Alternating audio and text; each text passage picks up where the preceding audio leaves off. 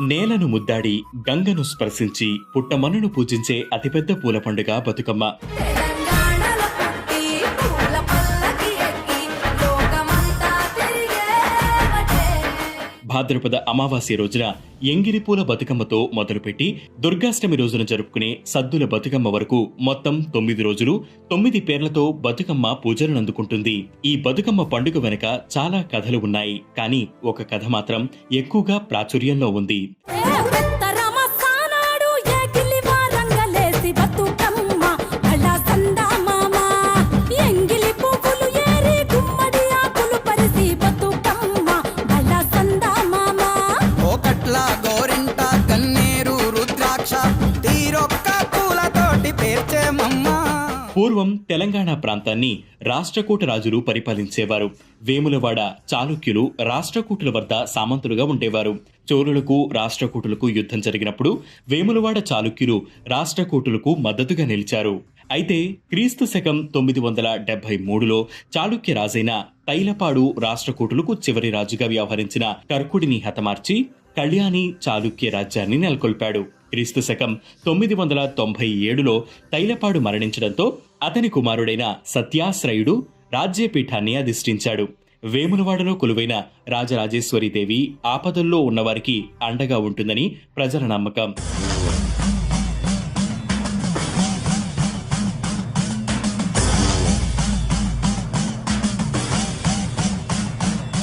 ప్రజలే కాదు, చోళరాజు పరాంతక సుందర చోళ కూడా రాష్ట్రకూటుల నుంచి ఆపద తలెత్తినప్పుడు రాజరాజేశ్వరీదేవికి భక్తుడిగా మారిపోయాడు. రాజరాజేశ్వరీదేవే తనను కాపాడిందని నమ్మిన పరాంతక సుందర చోళ తన కుమారుడికి రాజరాజ అని నామకరణం చేశాడు.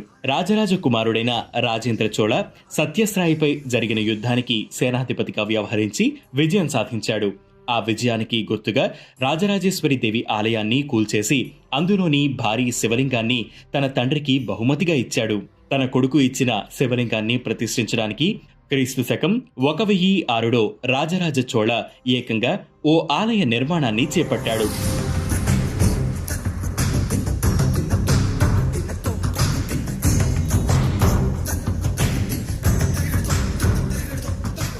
క్రీస్తు శకం 1010లో ఆ భారీ శివలింగాన్ని ఆలయంలో ప్రతిష్ఠించాడు.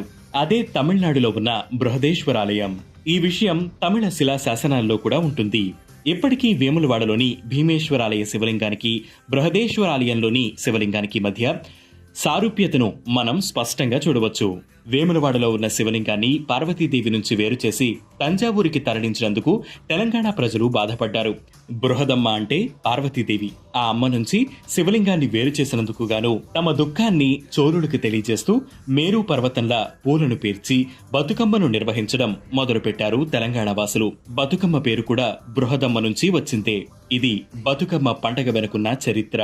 మట్టి పిట్ట మాయమ్మ గాయత్రి గౌరమ్మ చెరువులోకి చేరబోవమ్మ. మా బతుకమ్మ